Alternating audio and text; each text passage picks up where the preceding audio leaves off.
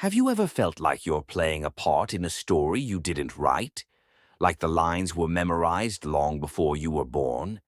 There's a certain kind of awareness that creeps in when you start to see life not as a journey forward, but as a stage that's been set for something much larger.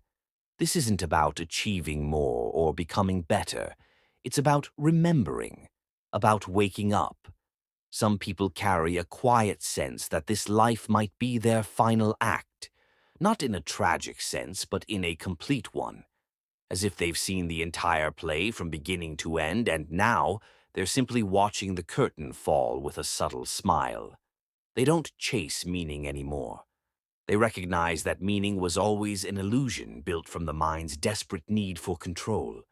You can feel it in their eyes, something behind the gaze that doesn't quite belong to this world. While others are entangled in the rush of ambition, fear, and desire, they walk with a kind of stillness. They aren't broken. They're simply done with the game. And not out of defeat, but because they've realized the game was never real to begin with.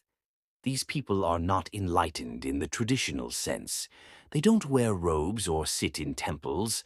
They are quiet engineers, teachers, wanderers, artists, parents, people who live simply but carry an echo of something timeless. They no longer need the drama of progress. The cycle of trying to become something more has dissolved into a deep understanding that there was never anything missing in the first place. And in this recognition, something extraordinary begins to unfold. Time, for them, doesn't flow the way it does for others. Moments feel layered. There are instances when a single second feels like it stretches across lifetimes. They don't always talk about it, because putting it into words would cheapen it. But they know. They've tasted the edges of something beyond chronology, beyond identity, beyond even existence as we understand it. The concept of reincarnation is often seen as a chain of sequential lifetimes, a spiritual treadmill where you run through experiences, karma, and lessons until you're somehow pure or wise enough to escape.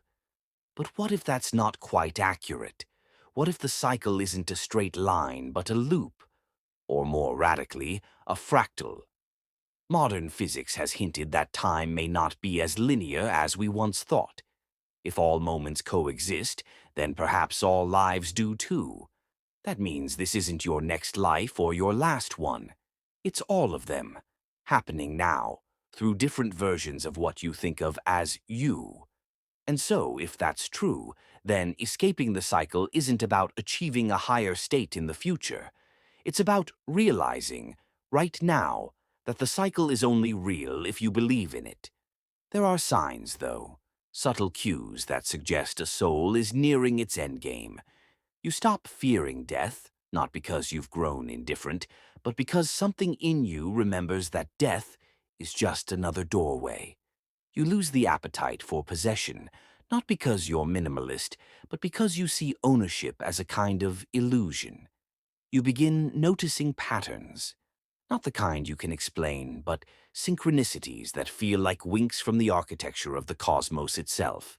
It's as if reality starts responding to you not as a separate entity, but as a co-creator. You think, and things align.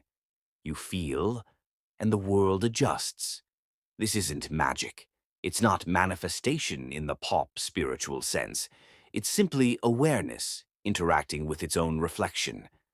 There's a point where the thirst for answers dries up. You no longer need to know the meaning of everything. You don't demand a reason. The mystery becomes beautiful in itself. Wonder replaces worry. You stop seeking signs because your very being becomes the sign. There's nothing left to fix and nothing left to find. Even the concept of you begins to dissolve. The edges blur. The voice in your head softens. You look into the mirror and no longer recognize the one staring back. Not because you've changed, but because you've finally stopped pretending to be someone. You don't need identity anymore. You've outgrown it like old skin. And it's in this spaciousness that freedom arises. Not the kind of freedom society promises through money, fame, or achievement, but the deep, unmoving freedom that comes from realizing you were never trapped in the first place. The most curious part: this transformation isn't always dramatic. It often happens quietly, slowly. A growing silence within that starts to hum louder than your thoughts. You begin to notice that much of life operates on scripts, cultural codes, social conditioning, and yet you're no longer moved by them. They pass through you, like wind through a ghost. You still show up to life, you laugh, you cry, you eat, you sleep, but there's a different quality to it now.